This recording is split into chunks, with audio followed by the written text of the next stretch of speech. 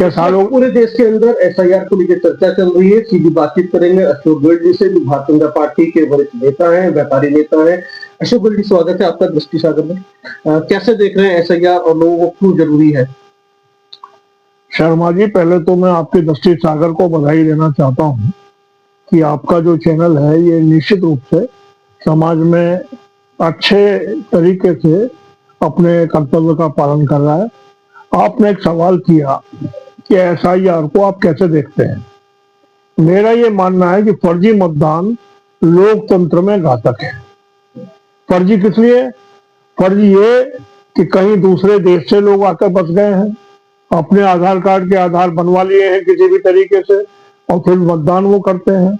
फर्जी ये कि कुछ लोग मृतक हो गए हैं, उनके भी वोट अभी तक बने हुए हैं। कुछ चले गए हैं, जगह छोड़कर स्थान परिवर्तन कर गए हैं, उनके भी निरंतर वोट बने हुए हैं। और कहीं ना कहीं फर्जी मतदान होता है जो परिणामों को प्रभावित करता है। तो मेरा ये मानना है कि एसआईआर की जांच जिस तरीके से देश भर में माननीय मोदी जी के निर्देशन में और माननीय अमित शाह जी जो निरंतर हर चीज में देश के लिए अच्छे की चिंता कर रहे हैं, जो हो रही है, हमारे प्रदेश में भी योगी जी के निर्देश हैं कि हर तरीके से इसको पूरा किया जाए। तो हम लोग भी लगे हैं, अपने जाना क्षेत्र हमको मिले हैं। तो एसआईआर की जांच से ये जो फर्जी मतदान है, या बांग्लादेशी या दूसरे देश से आया हुआ कोई भी मतदाता अगर यहाँ रह रहा है और वो मतदाता बन गया है, उसका पता भी लगेगा और उसे देश से बाहर भी, चूंकि वो संसाधनों का नुकसान कर रहा है, उसको देश से बाहर भेजने में भी मदद मिलेगी। अब तो 11 दिसंबर डेट हो गई है, तो आप हमारे दर्शकों से क्या अपील करना चाहते हैं? मेरा ये कहना है कि सरकार ने टाइम बढ़ाया है। 11 दिसंबर से पहले सभी लोग अपने परिवार में जितने भी सदस्य हैं उनके वोट सुनिश्चित कर लें, बीएलओ से भेंट करके। बीएलओ जहां बैठते हैं वहां जाएं, या बीएलओ अगर आते हैं तो उनको बताएं। और फॉर्म जो दिया जा रहा है उसको बाकायदा भर दें, फोटो लगा के। निश्चित रूप से सुधरवाना जरूरी है, अन्यथा एसआईआर की जांच का कोई लाभ नहीं हो पाएगा। गलत लोग जो पहले से लाभ ले रहे हैं वो लाभ ले लेंगे। जी, इससे अलग हटके के एक सवाल और मैं आपसे पूछना चाहता हूँ, तो राय आपकी चाहता हूँ। बांग्लादेश, ये जो बांग्लादेश जो है, वेस्ट बंगाल का चुनाव भी आने वाला है, बांग्लादेश है पास में, आप तो जाते रहे, वहां पर कपड़े का व्यापार रहा, क्या अनुभव है आपका बांग्लादेश को लेकर, वहां के लोगों को? देखिए, बंगाल का एक बड़ा भाग जो है बांग्लादेश से सटा हुआ है, क्योंकि विभाजन तो उसी में से हुआ है। मैं मुर्शिदाबाद जनपद में जंगीपुर है, नदी पार करके नाव में बैठ के जाता था। उधर जंगीपुर के पार ब्रज बाजार है, वो सामने बांग्लादेश है। वहां के लोग बताते थे, बंगाली, दादा ओखे बांग्लादेश आती।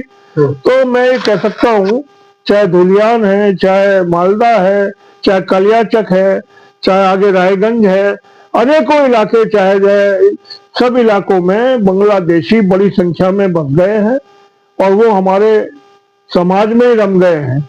उनकी पहचान ज्यादा जरूरी है।